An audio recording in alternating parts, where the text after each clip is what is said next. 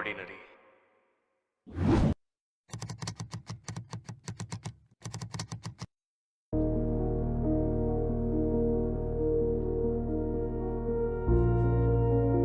भारतीय लोग हमेशा से मूर्ख रहे हैं।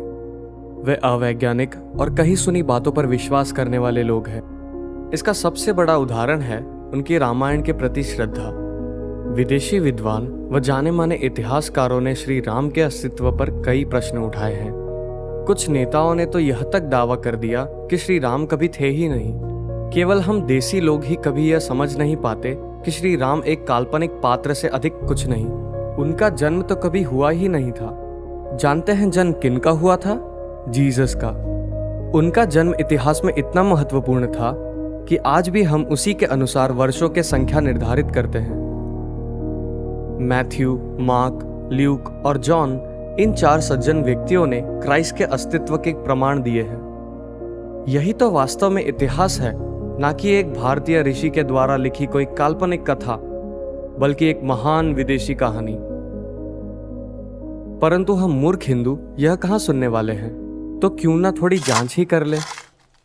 महर्षि वाल्मीकि हमें कहते हैं कि दिन के दूसरे प्रहर के समय नवमी तिथि चैत्र माह व पुनर्वसु नक्षत्र में जब अनेक ग्रह आंखों से साफ दिखाई दे रहे थे, उस समय श्री राम का जन्म हुआ।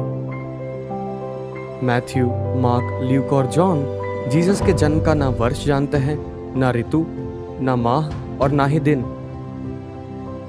मैथ्यू कहते हैं कि जीसस के जन्म के समय पूर्व दिशा में एक बहुत ही चमकता हुआ तारा था। बड़ा अच्छा प्रमाण था, है ना?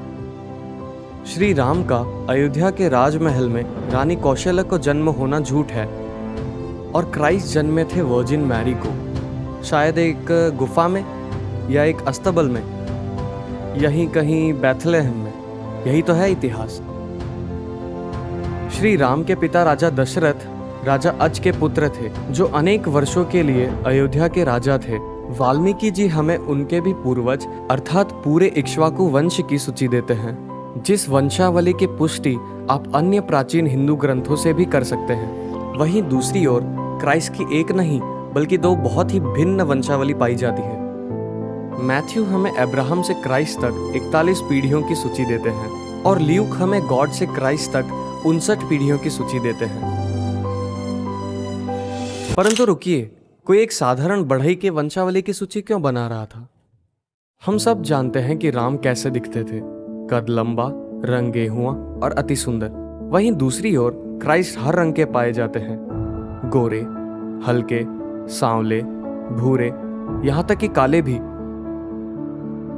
500 से भी अधिक वैज्ञानिक प्रमाण श्री नीलेश ओक द्वारा खोजे गए हैं, जिसके अनुसार श्री राम चैत्र शुद्ध नवमी अर्थात 29 नवंबर 12240 ईसा पूर्व में जन्मे थे। 500 परीक्षित प्रमाण जो संकेत करते हैं केवल एक दिन की ओर। परंतु मैथ्यू और ल्यूक तो क्राइस्ट के पिता के विषय पर भी सहमत नहीं है। जेकब के बेटे जोसेफ या हीली के बेटे जोसेफ। इन प्रमाणों के साथ तो बेथलेहम का ग्राम पंचायत भी क्राइस्ट को उनके जन्म का प्रमाण पत्र ना दे। छोड़िए, हमें इन सब से क्या संबंध। जीसस का अस्तित्व है सच्चा इतिहास, और श्री राम केवल एक काल्पनिक पात्र। ठीक है।